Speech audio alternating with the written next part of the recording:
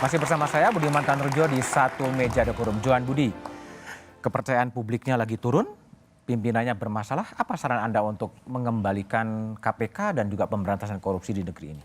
Sebenarnya sebelum ada kasus Pak Firly ya, saya di Komisi 3 waktu itu sempat menghadap Pak Presiden waktu itu karena saya lihat ini kok antara KPK, polisi dan jaksa sekarang tidak ada bedanya. Nggak ada bedanya. Secara kewenangan ya, ini kita bicara soal kewenangan ya. Lidik, sidik, tut ada juga di kejaksaan. Kemudian SP3, KPK juga sekarang bisa SP3.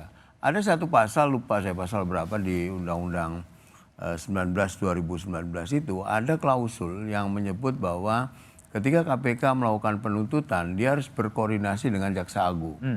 Sementara KPK itu tugasnya adalah melakukan supervisi terhadap kasus korupsi yang ditangani oleh siapa, yang ditangani oleh kepolisian dan kejaksaan. Jadi ini kan, itu sempat saya tanyakan juga waktu itu ke pimpinan KPK ya ketika rapat kerja. Sehingga saya waktu itu punya ide untuk membuat merevisi undang-undang KPK yang sekarang, tapi KPK diperkuat gitu. Jadi ada kelebihan, KPK ini kan anak kandung reformasi ya, yang lahir dari reformasi. Yang dulu katanya KPK itu super body katanya, yang punya kewenangan lebih 30/2002 itu. Sekarang 2019 itu menjadikan KPK sama saja, bukan super body lagi. Dan lagi sekarang dia sebagai klasternya eksekutif. Iya, ini juga banyak pengaruhnya ya kepada SOP. Saran Anda apa sekarang?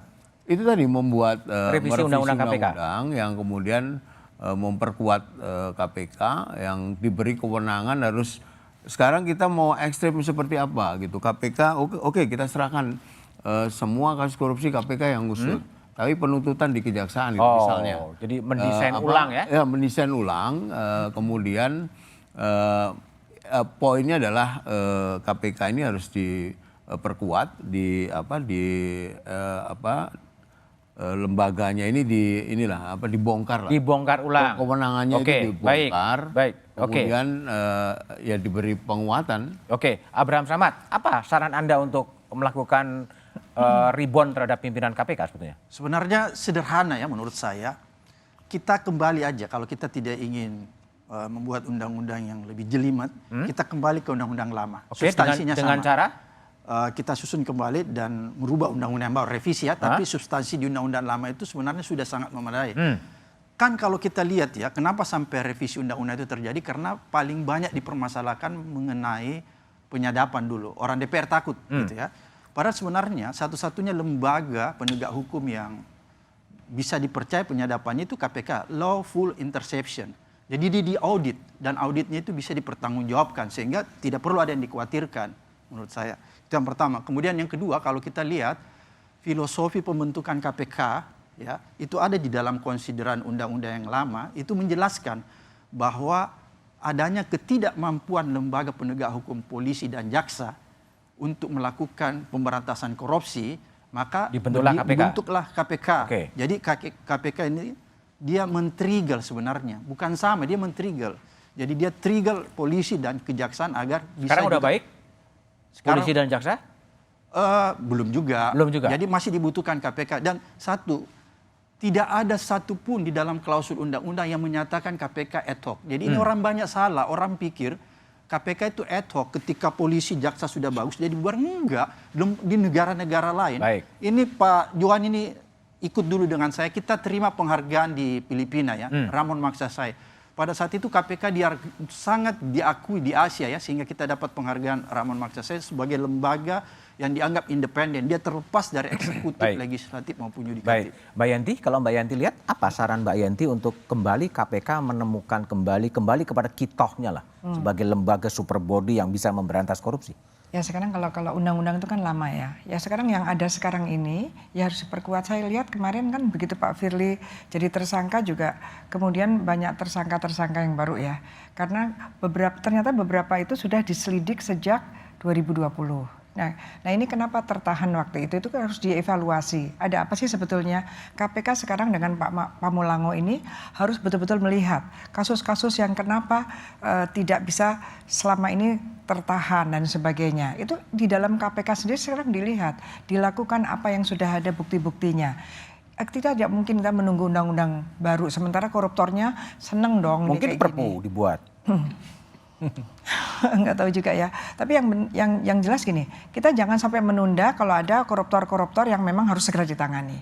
Dan sudah banyak yang sudah ada dan akan ada itu sudah banyak sekali. Jadi kita jangan menunda. Kalau kita menunda dengan bertanya apakah ini perlu diperbaiki dan sebagainya atau kita evaluasi kewenangan KPK karena KPK yang diacu dulu diacu adalah Hong Kong pun memang kewenangannya tidak seperti ini ya, hanya penyidikan saja. Jadi macam-macam alasannya, negara itu sendiri yang tahu bahwa KPK-nya memerlukan seperti apa.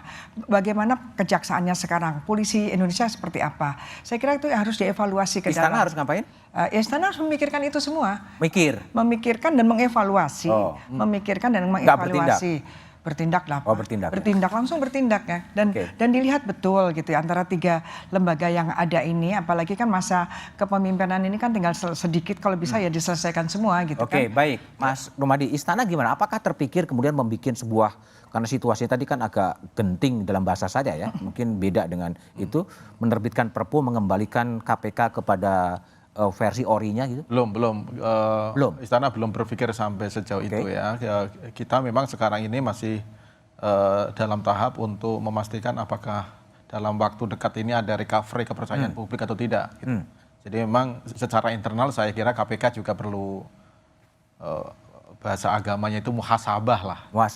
Melakukan introspeksi mengapa misalnya dukungan publik bisa seperti ini padahal dulu KPK itu didukung publik luar biasa. Saya kira memang harus ada refleksi pada aspek itu. Itu yang pertama, Mas. Kemudian yang kedua, saya kira kalau kita memang mau memperkuat, mempercepat penanganan korupsi, saya kira ada undang-undang RU lain yang juga perlu kita percepat, misalnya RU perampasan aset misalnya yang mentok di DPR. Masih mentok di DPR. Sejak bulan Mei Presiden sudah berkirim surpres ke DPR, tapi sampai sekarang belum ada tindak lanjutnya seperti apa. Saya kira memang semua komponen baik eksekutif kemudian legislatif termasuk yudikatif saya kira memang harus bekerja sama-sama karena pencegahan korupsi, pemberantasan korupsi itu bukan semata-mata eksekutif, itu beyond eksekutif. Jadi beyond eksekutif. Jadi semua komponen saya kira memang harus bahu-membahu dengan niat baik untuk bagaimana negara ini bisa bersih dari korupsi. Jadi bukan hanya sekedar sama-sama bekerja, tapi bekerja sama untuk memberantas korupsi ya.